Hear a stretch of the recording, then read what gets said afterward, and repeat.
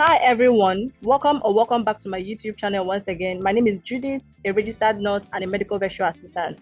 And today, I'll be walking you through how you manage the patient's workflow using the DrChrono EHR. So if you're a medical virtual assistant or you're an aspiring medical virtual assistant and you are confused on how patient workflow actually works inside the DrChrono EHR, this video is for you. So this is exactly what clinics expect you to know as a medical virtual assistant. So without wasting much of your time, let's get right into the video. By the way, if you don't know how to get into the DrChrono EHR, make sure you watch my video on how to sign up for EMR free trial accounts, okay? So let's play this scenario. Suppose a patient called you and wants to book an appointment with your provider, okay? The first thing you have to do as a medical virtual assistant is to check if this patient exists in your clinic. And let's say this patient that called is a new patient. So what we are going to do is to first of all create this patient. And after you've created this patient, you can now go ahead and book an appointment for this patient with your provider. So let's go ahead and create this patient. In order to create a new patient, go ahead and click on this patient's menu here. Now, once you click on the patient's menu, you're going to go ahead and click on this add new patients. So this is where you create a new patient, okay? So you're going to fill up the basic details of this patient. There is no need filling up all of these details here. So you have to fill up the most important details of the patients, like their names and all of that, and then their demographic details and their insurance details, okay? So now let's go ahead and do that.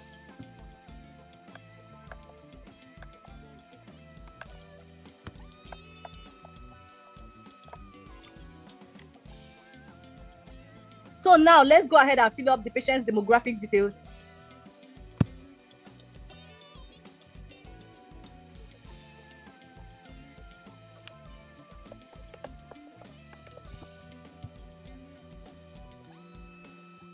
So now we are going to go ahead and fill up the patient's insurance details. So remember that nothing here is real, okay?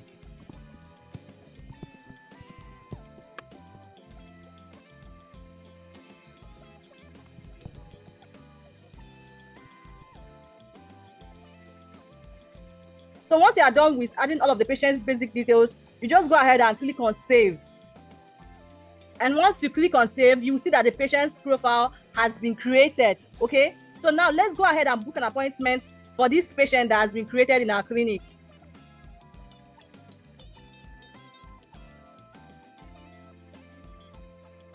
Once you get to the calendar, you have to select the date and the time the patient requested our appointment to be booked, okay? So let's say during that intake call, the patient requested our appointment to be booked on Friday, the 16th of January 2026, okay? So all you have to do is to select the time the patient wants her appointment booked. Let's say the patient wants her appointment to be booked by 10 a.m. on that Friday. So what you're going to do is to click on the particular time on that day. And once this event window pops up, you're going to fill up all of these details and then save, and that is it. I want to also tell you that you can create a patient through this event window, okay? If you want to create a patient, you go ahead and click on this new patient, and then you're going to see all of these details here. And once you fill up all of these details, you're going to save. The only thing is that the patient's information will not be complete, but the basic information of the patient will be here, okay? So now we are not creating a patient, we are booking appointments for this patient now. So let's go ahead and search for the patient that we want to create an appointment for. And now let's say during the intake call or email, the patient complained of headache for 2 weeks. So you're going to add the reason for the visit here.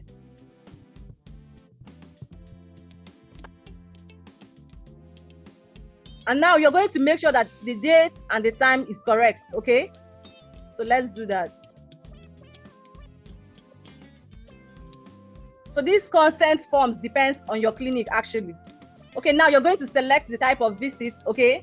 Hopefully, if you're going to be working with the DrChrono EHR, all of these things would have been customized in your clinic. So now once you see that everything looks good, you're going to go ahead and save and close. So now, as you can see, this patient has been booked for an appointment for Friday, the 16th of January 2026. So now we want to invite this patient to on patients, that is the DrChrono patients portal. But then when we were creating this patient, we did not add the patient's email. So let's go ahead and do that. So go ahead and search for these patients. So now this is the patient's chart. This is where you can edit or add any details about these patients, okay? So let's say we want to edit something about this patient's demographics. What you're going to do is to click on these demographics here. If you want to edit anything about the patient's name, all you have to do is to click on edit and do whatever you want to do here, okay? But we're not editing anything about the patient's name. So because we want to add the patient's email, let's go ahead and click on edit, okay? Remember that we would have added this when we were creating these patients, okay? So let's say you did not add it or you forgot to add something. This is where you do the editing.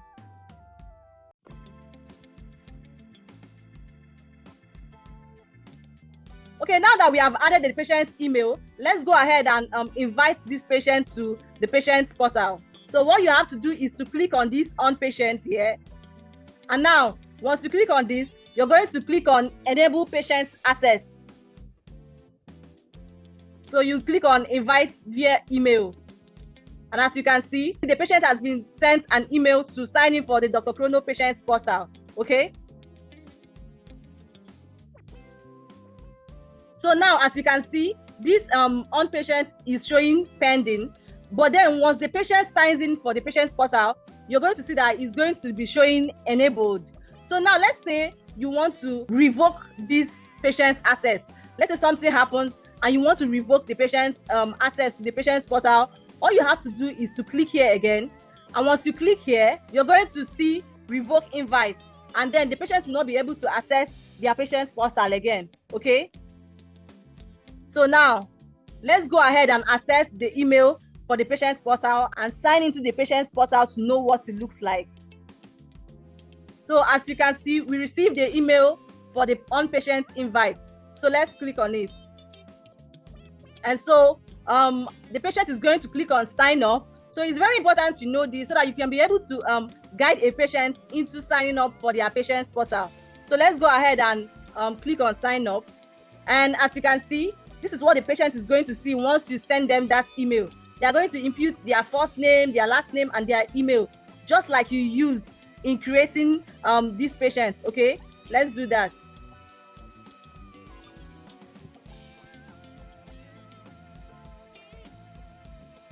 So now you're going to input the date of birth and the phone number you used in creating these patients.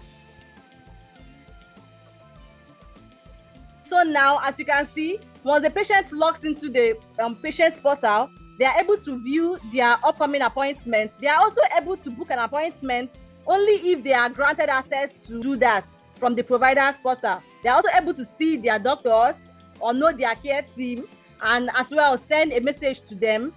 Also, they can be able to view statements for their billing, okay? They can as well send message from their patient's portal to the provider's portal and also upload their documents and details about their health profile, okay? This is it about the patient's portal. So you can as well take your time to go through this and know what you can do here. I want you to know that the patient is only able to do what they are granted access to do from here, okay?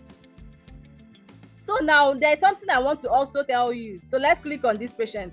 You know that when we sent these patients an invite to the patient's portal, we use the long route, okay? So let's say when you were filling up this appointment, you can go ahead and click on save. And after you've saved, you can go ahead and click on invite to on patients. So once you click on this, you're going to also send the patient an email to invite the patient. I only wanted to show you how you can edit the patient's information as well as view the patient's charts, okay? So now that you've created an appointment for this patient, so let's say you verified the patient's insurance after you booked appointments for them, you're going to click on this event window and add the notes here and add that patient's insurance verified. Also, let's say that you confirm that the patient is going to be in the appointment, okay? So once you do that, you're going to click on this status here and you're going to click on confirmed. Let's say the patient's rescheduled, you're going to click on rescheduled. If the patient's cancelled, you're going to click on cancelled. So this is more like an event status, okay? So before the patient's appointment, there are things I want you to know that you have to do or you must do as a medical virtual assistant. You have to ensure that the patient's profile is complete. You also have to ensure that this patient's appointment is confirmed, either through a call or through an email. You also have to ensure that you've sent an email to invite this patient to the patient's portal, okay? You also have to ensure, very important, that this patient's insurance is verified, okay? It does not end in booking appointments. If the patient's insurance is not verified, these visits may not happen. This helps to prevent delays and issues with billing.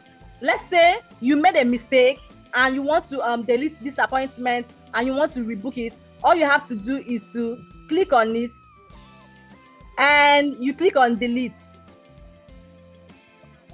And just like that, this appointment has been deleted. So you can go ahead and book it again, okay? Now, if you found this video very helpful, make sure you give it a thumbs up so that it will reach to a greater number of people. Turn on your notification bell so that you don't miss any hands-on Med VA tutorial from this channel. And please subscribe to my YouTube channel, okay? Thank you for watching and see you in my next one. Bye.